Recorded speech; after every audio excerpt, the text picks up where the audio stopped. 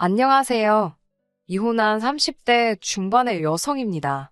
부모님께선 여행 가시고 저는 지금 집에서 부모님이 키우시는 강아지를 돌보고 있어요. TV도 딱히 볼 것도 없고 심심해서 그런가 별의별 생각이 다 나네요. 제가 어쩌다 이혼했는지 이야기해드리겠습니다. 전 남편이지만 편의상 남편이라고 부르겠습니다. 남편과는 지인의 소개로 만났습니다.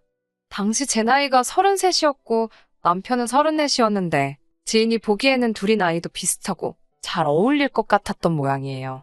솔직히 낯을 많이 가리는 제 성격상 소개팅은 어색해서 내키지 않았는데 지인이 술 한잔 마시면서 보면 괜찮지 않겠냐며 굳이 자리까지 만들어주더라고요. 판을 깔아주는데 안 논다고 하는 것도 예의가 아닌 것 같아서 나간 자리였습니다.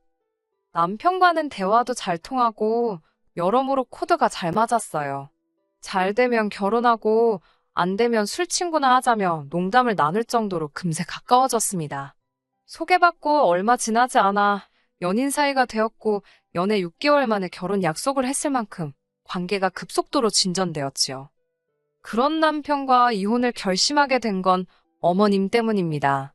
물론 남편이 어떻게든 제 편을 들어줬다면 이혼까지는 생각하지 않았을 수도 있지요.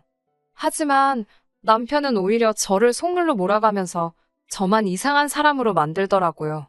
그런 남편의 행태를 보면서 이 인간은 믿고 살 위인이 못 된다는 걸 알아챘네요. 어머님 때문에 마음 상했던 일을 늘어놓자면 3일 밤을 꼬박 새도 부족합니다. 그러니 제가 결정적으로 어머님과 남편에게 정이 다 떨어지게 된 사건만 말씀드려 볼게요.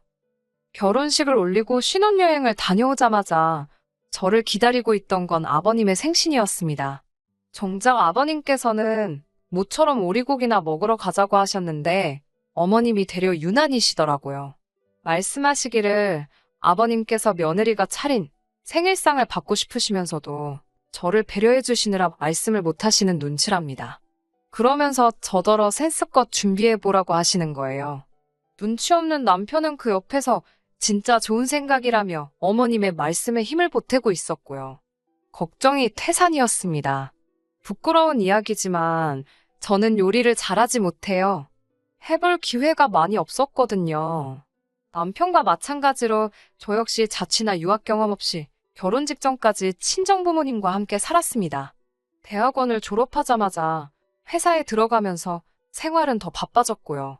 사정이 그렇다 보니 주방일이나 살림에 큰 관심도 없었고 할 기회도 없었지요.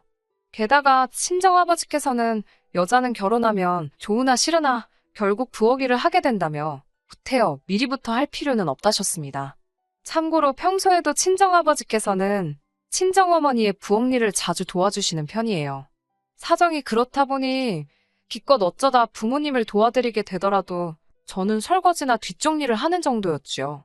아무튼 그런 상황에서 어머님이 뜬금없이 아버님 생일상을 차리라니까 골치가 너무 아프더라고요.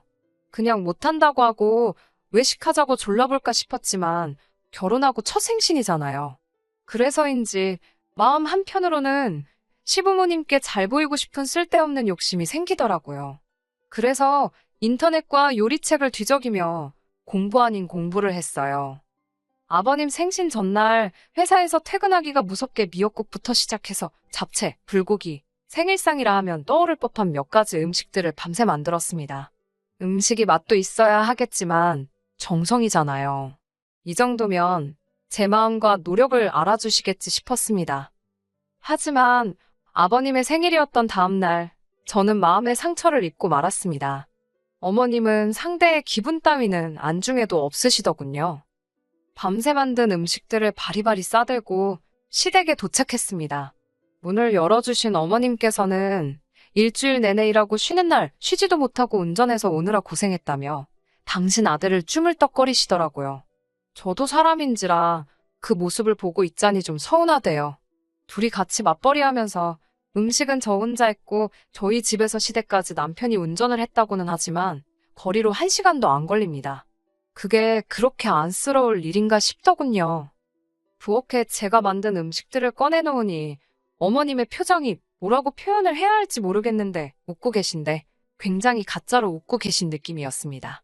뭐가 마음에 안 드시나 싶어서 괜히 걱정이 되더라고요. 어머님께서 어디 맛 좀 한번 볼까? 그러시면서 미역국하고 잡채를 드시더라고요. 아, 드시기 전부터 우리 며느리가 손이 장내자가라고 타박도 하셨습니다. 고생했다 소리는 못 들었네요. 아무튼 맛을 보시더니 인상을 팍 찌푸리셨습니다. 저더러 간 볼 줄 모르냐고 그러시더군요. 그 소리를 듣고 남편이 부엌에 오더니 자기가 간 봤을 때는 괜찮았다며 다시 한번 먹어보더군요. 남편이 아무렇지도 않다니까 어머님께서는 뭐가 아무렇지도 않냐면서 남편에게 저랑 살면서 입맛이 완전히 배린 거 아니냐입니다. 마치 저 때문에 남편이 이상해졌다는 식으로요. 기분이 팍 상했는데 남편은 또 어머님의 그런 말씀에 제대로 대꾸도 못하고 제 눈치만 살피더군요. 어머님은 안 되겠다면서 제가 해온 음식을 전부 냄비에 부으시곤 새로 간을 하셨습니다. 솔직히 빈정상하고 속상했어요. 저를 무시하는 것 같았으니까요. 하지만 여기서 끝이 아니었습니다. 이윽고 식사가 시작되자 어머님께서는 이거 간 맞추는 게 여간 힘든 일이 아니었다면서 어떻고 저떻고 한참 생색을 내시더라고요. 아마 모르는 사람이 들었으면 어머님이 밑간부터 시작해서 다 하신 줄 알았을 거예요. 식사가 끝날 무렵에서야 아버님께서 저에게 최악이 너도 고생했다 한마디 하긴 하셨는데 아니 왜 너도예요? 저 혼자서만 다 만든 건데 이건 뭐 칭찬을 들은 것 같지도 않고 기분만 나쁘더군요. 음식 맛은 어땠냐고요? 당연히 별로였지요. 얼마나 짜던지 식사 후에 온 가족이 2리터 페트병을 옆구리에 끼고 다니면서 물을 들이부어댔으니까요. 그래도 식사가 끝난 뒤에는 아버님 생신이고 하니까 현찰로 30만 원 챙겨드렸습니다. 친정 부모님께도 늘 30만 원에서 50만 원 정도는 챙겨드렸기에 그 돈이 그때는 아깝지 않았어요. 그렇게 아버님의 생신이 지나가고 얼마 지나지 않아 제 생일이 돌아왔습니다. 친정 부모님께서 우리 딸이 좋아하는 거 먹으러 가자며 들뜬 목소리로 연락을 해오셨어요. 제가 어린아이도 아니고 생일 선물이나 생일 파티 같은 걸 기대하지는 않았지만 챙겨주는 사람이 있다는 건 늘 기분 좋은 일이잖아요. 남편도 뭐 하고 싶냐고 물어보길래 어디 좋은 데 가서 여유롭게 식사하고 싶다고 했어요. 그도 그럴 것이 남편이나 저나 워낙 회사 일로 바쁘다 보니까 모처럼 외식 한 번을 해도 멀리 가지도 못하고 집 근처에서 대충 해결하거나 배달을 시키기 일쑤였거든요. 하지만 생일 당일까지도 시부모님께서는 아무 말씀이 없으시더라고요. 실망을 했냐고 물으신다면 아주 약간이요. 왜냐면 제가 아버님 생일 때 열심히 했다는 걸 말로는 알아주지 않으셨어도 속으론 아시겠지라고 막연히 믿었거든요. 그런데 정말 별 생각이 없으셨던 모양인지 며느리 생일 축하한다는 짧은 문자 한 통조차 안 주시더라고요. 그래서 좀 서운했지요. 그래도 큰 의미를 두지는 않으려고 했습니다. 제 생일은 평일이었기에 평소처럼 출근을 했고 직장 동료들로부터 많은 축하도 받았습니다. 저희 회사는 생일인 사람은 집에 일찍 퇴근할 수 있는 제도가 있어서 평소보다 회사를 일찍 빠져나왔는데 어머님께서 연락을 해오셨어요. 집에 잠깐 들리라고요. 줄 것이 있다고 하시더군요. 설마 하는 생각과 동시에 기분이 좋아지더라고요. 어머님이 의외에 면이 있으시네라며 혼자 룰루랄라 들떠서 시댁에 갔네요. 하지만 하마터면 제 꼴만 우스워질 뻔했지 뭐예요. 어머님께서는 포장된 인절미가 30개 들은 떡 한 박스를 꺼내놓으시고는 집에 가져가랍니다. 남편이 좋아하는 떡이라면서요. 허탈하고 서럽고 그래서 제가 어머님께 저 오늘 생일이라고 말씀드렸어요. 그러자 어머님께선 놀라지도 않으시고 그래서 뭐 너 선물이라도 달라고? 그러시는 거예요. 오히려 그렇게 물어보시니 마치 제가 이상한 사람이라도 된 것 같더군요. 그런 건 아니지만 하고 말을 이어나가려는데 어머님께서 잠깐만 기다리랍니다. 그러더니 냉장고 냉동실에서 꽝꽝 얼어있는 조개를 2마리 주시면서 이거라도 가져가서 튀겨 먹으라셨어요. 애끼고 애끼던 건데 저 주는 거라면서 생일 선물이라 하시대요. 얼어빠진 조기 2마리를 선물이랍시고 받아들고 집에 오는 제 기분은 참담함 그 자체였습니다. 조기 2마리도 충격적이었지만 아무렇지 않게 마치 이거라도 먹고 떨어지라는 식의 어머님의 태도는 정말이지 날 가족으로 생각하긴 하는 건가 싶더라고요. 집으로 돌아와 식탁 위에 떡상자와 조기 2마리를 내깔려뒀습니다. 올려둔 게 아니고 내깔려둔 게 맞아요. 마음 같아선 쓰레기통에 처박아버리고 싶었는데 남편한테 어머님이 이런 사람이란 걸 보여주려고 어쩔 수 없이 식탁 위에 던져둔 거니까요. 이윽고 퇴근해 집으로 돌아온 남편이 조기를 보더니 이게 뭐냐입니다. 어머님이 내 생일 선물이라고 주셨다니까 남편이 황당하다는 듯 저와 조기를 번갈아 쳐다보고는 한숨을 내쉬고는 미안하답니다. 어머님이 제 생일인 걸 기억 못하시곤 티내면 미안하다고 하셔야 하니까 그게 싫어서 이러신 것 같다는 말 같지도 않은 해명을 떠벌리는 남편 입을 보고 있자니 어디서 박스 테이프라도 가져다 딱 붙여놓고 싶더라고요. 남편이 조기는 자기가 맛있게 튀겨준다고 하길래 조기로 두들겨 맞기 싫으면 갖다 음식물 쓰레기에 버리라고 했습니다.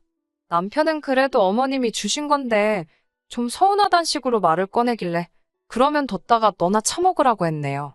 남편도 그제서야 미안하다고 했지만 제 마음이 쉽게 풀어지진 않았지요. 차마 친정에다가 시부모님이 조기 2마리 주셨다는 소리는 안 나와서 그냥 저녁같이 먹었다고 대충 둘러댔고요. 그러다 올해 초 어머님의 생신이었습니다. 결혼한 지 1년이 안 되었으니 처음 맞이하는 어머님의 생신이기도 했고요. 어머님은 당신이 저에게 해주신 건 완전히 잊으셨는지 또다시 며느리 생일상 타령을 하셨습니다. 기가 차고 어이가 없더라고요. 제가 어머님께 요즘 회사 일로 바빠서 그렇게는 못 해드릴 것 같다고 말씀드렸지요. 그러자 어머님께서는 무조건 안 된다고 하지 말고 방법을 찾으려고 해야지 저더러 노력도 안 해보고 성의가 없다며 싫은 소리를 하시더군요. 하지만 저도 제 생일 때 남은 감정이 있었기에 지난번 아버님 생신 때처럼 유난 떨기가 싫더라고요. 그래서 남편에게 어머님 생신상은 당신이 챙기라 하니 남자가 그런 걸 어떻게 하냐입니다. 그놈의 남자가 타령은 지겹지도 않냐고 당신이 공부하고 사회생활하는 동안 나도 똑같이 공부하고 사회생활했는데 나는 뭐 생신상 차리기가 쉬운 줄 아냐고 쏴붙였습니다. 남편이라고 하나 있는 게 지 엄마 생신상 좀 차리라니까 요리조리 내뺄 궁리나 하고 이런 건 초장에 잡아야지 싶더군요. 그래서 알겠다 하고 어머님 생신 하루 전날 미역국만 끓였습니다. 그리고는 조기 4마리를 챙겨서 시댁으로 향했네요. 시댁에 도착하니 어머님이 하신다는 말씀이 어째 오늘은 단촐하네 그러시는 거예요. 저는 쌩긋 웃으며 잠시만 기다리시라고 했습니다. 그리고는 끓여온 미역국을 냄비째 가스레인지 위에 올린 뒤 어머님을 불렀습니다. 어머님께 간 좀 해달라고 하니까 어머님이 또 간을 못 맞췄냐고 물어보시길래 아예 간을 안 했다고 했습니다. 어머님 취향껏 끓이시라고요. 어머님은 황당하다는 표정으로 저를 쳐다보셨지만 저는 아무 대꾸도 하지 않았네요. 그리고는 후라이팬을 찾아서 조기 4마리를 굽기 시작했습니다. 이윽고 어머님 생신상이 차려졌고 저는 TV 앞에서 하하호 모여있는 시부모님과 남편에게 식사가 준비되었다고 알렸지요. 세 사람은 식탁에 앉아서 어이없다는 듯 저를 바라봤어요. 이게 다냐는 어머님의 말씀에 그렇다고 했습니다. 회사 일로 바빠서 시간이 없었다고 말씀드리면서 저번에 아끼던 조기를 저에게 주셨다고 하셨지 않냐고 그때 너무 감사하게 잘 먹어서 저도 조기를 사왔다고 했습니다. 그리고는 저는 제 앞에 놓인 빈 국그릇에 보란듯이 보온병에 쌓은 미역국을 부었습니다. 남편이 그건 또 뭐냐고 하길래 난 어머님 간이 입에 안 맞아서 내 거 따로 챙겨왔다고 했더니 남편이 너도 진짜 골 때린다면서 고개를 내젓더군요. 아버님께서는 도대체 이게 다 무슨 상황이냐고 화를 내셨고 저는 아버님께 어머님이 지난번 제 생일날 조기 2마리를 선물이라고 주셨다고 사실 그대로 말씀드렸습니다. 그러자 아버님께서는 조기 2마리를 준 시엠이나 그렇다고 조기로 다시 들고 온 며느리나 독인객긴이라며 젓가락을 집어던지시고 식탁을 떠나셨습니다. 어머님께선 말 그대로 저를 잡아먹을 듯이 노려보시면서 저더러 또라이라고 하셨어요. 결국 식사 자리가 쭉 났고 남편과 저는 집으로 돌아왔습니다. 집으로 돌아오는 내내 남편은 꼭 그렇게 했어야 하냐며 집에 가면 당장 전화드리랍니다. 무조건 죄송하다고 그러라는 거예요. 난 죄송한 게 없다고 누가 먼저 이 조기 대첩을 시작한 줄 아냐고 어머님이 먼저 나한테 말이라도 그렇게 서운했냐고 해주시면 덧나냐고 따졌습니다. 그러자 남편은 한숨만 푹푹 쉬더니 일단 알았답니다. 자기가 어머님이랑 한번 이야기를 해본다나요. 저는 이 말을 듣고 그래도 남편이 아주 남의 편은 아닌가 보다 다행이다 싶었습니다. 며칠 뒤 집으로 약과 세트가 선물로 왔습니다. 남편이 어머님이 보내신 것 같다며 열어보라고 하더라고요. 안에는 곱게 포장된 약과가 담겨 있었습니다. 이걸 왜 보내신 거냐 하니까 어머님이 사과의 뜻으로 보내신 거 아니겠냐며 이런 시어머니가 어딨냐고 남편이 기세가 등등해졌더군요. 저는 긴가민가 하면서도 어머님이 나한테 미안하시긴 한가 보다 싶어 얼었던 마음이 조금은 풀리는 기분이었지요. 어머님께 감사하다 인사를 드리려고 전화를 걸었으나 통화 중이신지 받지를 않으시더군요. 좀 이따 다시 드려야겠다 생각하며 포장된 약과를 뜯어 한 입 먹었는데 이건 뭐 기름전내가 얼마나 나던지요. 도무지 삼킬 수가 없어 뱉었습니다. 그리고는 봉지를 이리저리 살펴보니 약과에 곰팡이가 피었더군요. 황당해서 상자 뒷면을 보니 판매처 연락처가 있길래 전화를 걸었습니다. 이런 걸 팔면 어쩌나 싶어서요.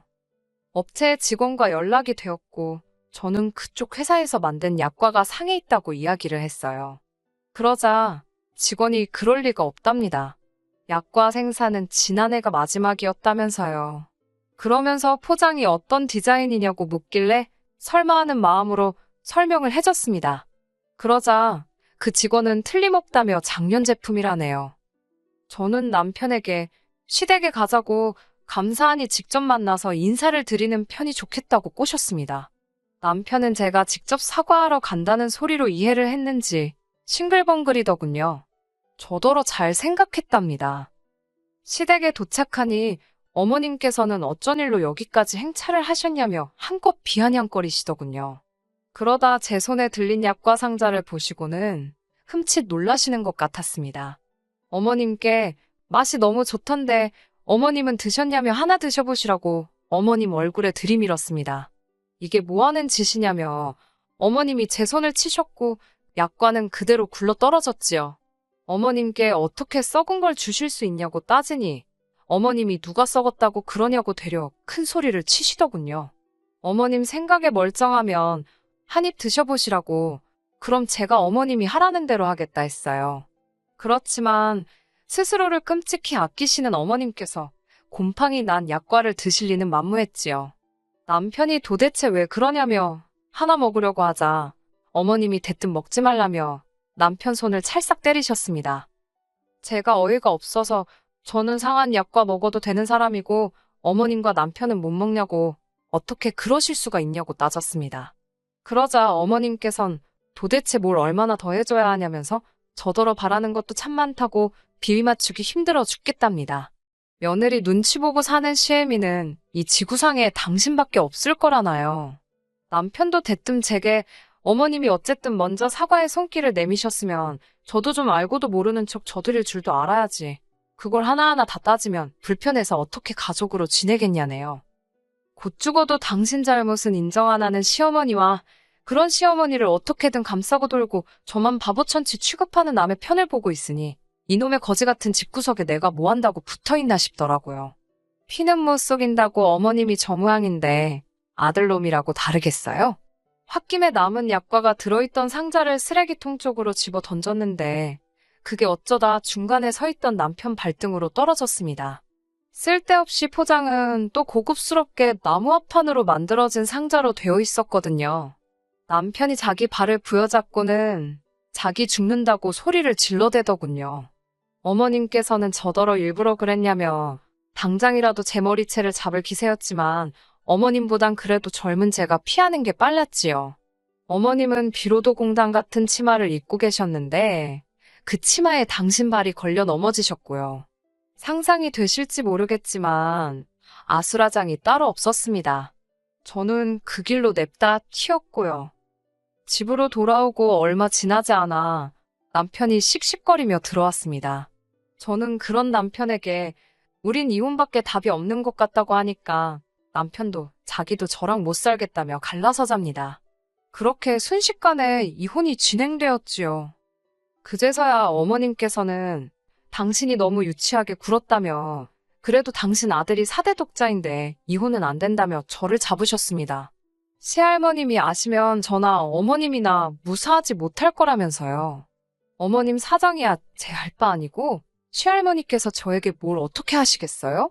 이혼하면 전 이직 구석하고 완전 남인데요, 뭐. 결혼 생활 기간이 짧아 위자료 같은 건 따로 없었고 그냥 깔끔하게 갈라섰습니다. 꼴랑 1년도 못 살고 이혼녀 딱지를 달게 된 게 억울했지만 지금까지도 최선의 선택을 내렸다고 생각합니다. 남편을 소개해줬던 지인에게는 그동안 있었던 일을 지금 제가 사연을 적은 것보다 더 상세하게 말해주었거든요. 지인은 저에게 정말 미안하다면서 아주 제 남편을 매장을 시켜야 하는 거 아니냐고 저보다 더 분개해 주었습니다. 그리고 저는 생각도 못했던 일인데 남편과 지인이 동시에 아는 사람들에게 다 소문을 냈더라고요. 조기 대처부터 상한약과 이야기까지 전부 다요. 덕분에 남편은 회사에서 사람 대접도 못 받는다더니 얼마 버티지 못하고 제 발로 나왔다대요. 이후로 소식을 들은 사람은 없고요. 인과응보지요, 뭐. 그때부터 지금까지 저는 연애고 결혼이고 아무런 생각도 없고요. 관심도 없습니다. 어떻게든 되겠지요, 뭐. 아, 그리고 조기랑 약과는 이제 보기만 해도 치가 떨립니다. 우에. 끝까지 들어주셔서 감사합니다. 오늘의 사연은 여기까지입니다. 구독과 좋아요, 알람 설정 부탁드리고 더 좋은 사연으로 다시 찾아뵙겠습니다. 감사합니다.